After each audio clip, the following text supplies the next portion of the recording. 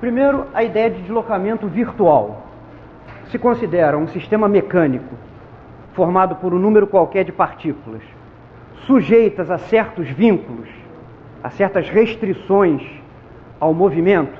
Em cada instante, cada uma das partículas do sistema tem uma certa posição. E há uma infinidade de posições diferentes que essas partículas poderiam ter num determinado instante, todas elas compatíveis com os vínculos, posições que são permitidas pelos vínculos impostos ao sistema. Então, se nós imaginarmos duas configurações infinitesimalmente próximas do sistema, então configurações que o sistema poderia ter num dado instante, e duas dessas configurações infinitesimalmente próximas, significando que, para passar de uma configuração para outra, cada partícula deve ser deslocada infinitesimalmente de sua posição.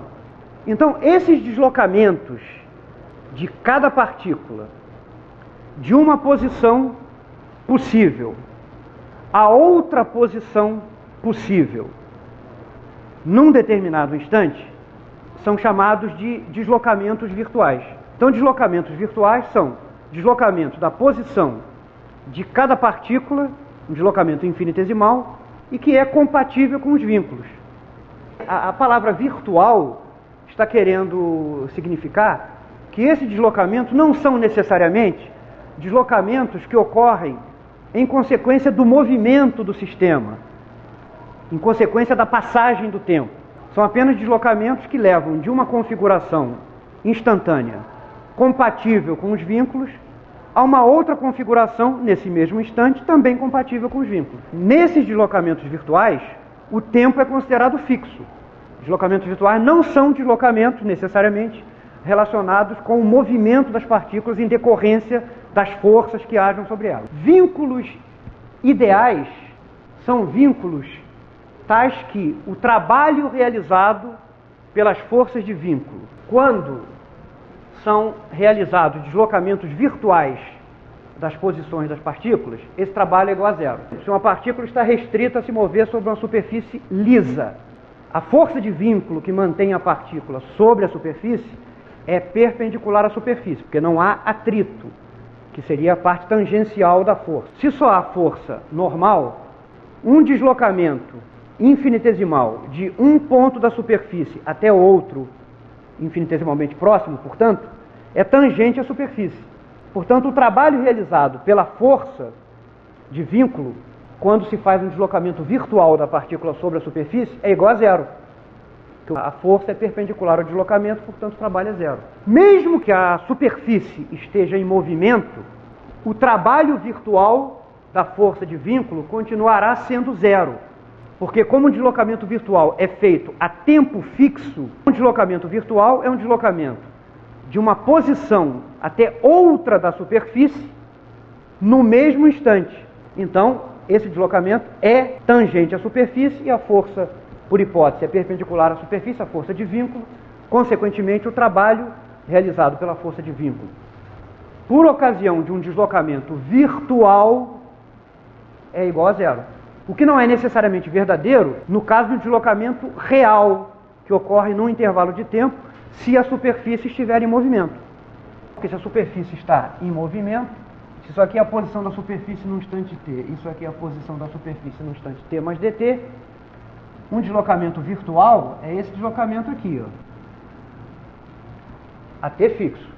Um deslocamento real, que ocorre num intervalo de tempo dt, se a partícula estiver se movendo sobre a superfície e ao mesmo tempo a superfície estiver se deslocando, esse ponto da superfície estará aqui no instante t mais dt. Então o deslocamento que a partícula sofrerá, o deslocamento real, será esse aqui.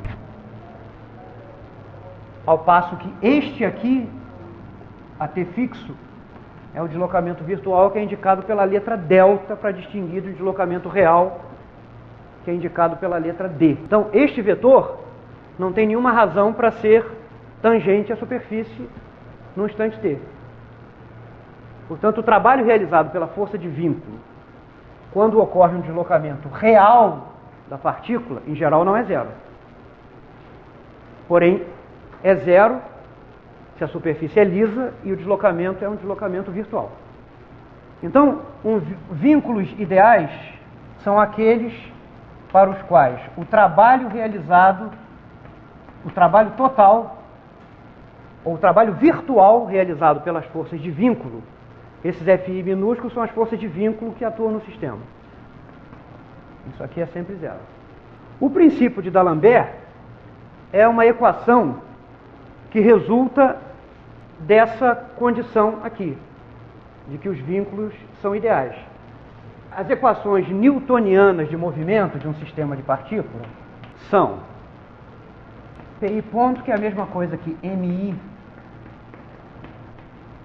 RI dois pontos, massa vezes aceleração da iésima partícula igual à força resultante sobre ela, que é conveniente decompor em força aplicada ou ativa mais força de vínculo.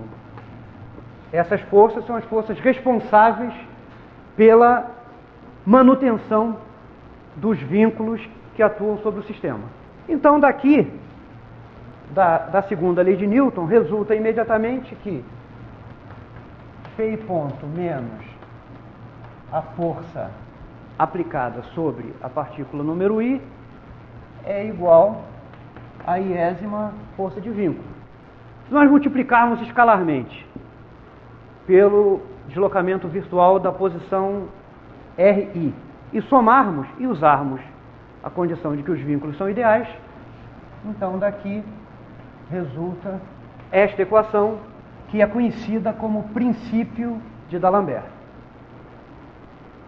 Vocês devem estar se perguntando, mas que vantagem há em usar o princípio de D'Alembert para tentar descrever o movimento de um sistema de partículas, né?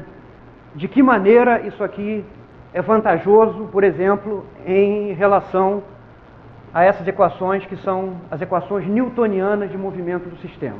Vamos olhar primeiro para a formulação newtoniana, que é baseada nestas equações aqui. Para escrever as equações de movimento de um sistema de partículas sujeitas a vínculos, como a segunda lei de Newton diz que massa vezes a aceleração de cada partícula é igual à força resultante sobre ela, a força resultante inclui forças de vínculo. Primeiro, a formulação newtoniana exige a consideração das forças de vínculo, a inclusão das forças de vínculo nas equações de movimento. Se o sistema é composto por N partículas, há uma equação como essa aqui para cada partícula. Cada vetor RI requer 3 componentes. Então nós precisamos de 3N coordenadas para descrever a posição de cada partícula desse sistema.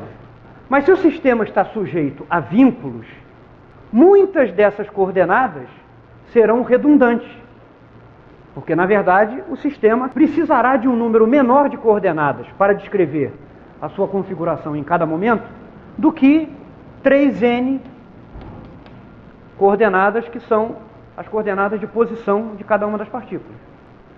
Então há duas desvantagens da formulação newtoniana.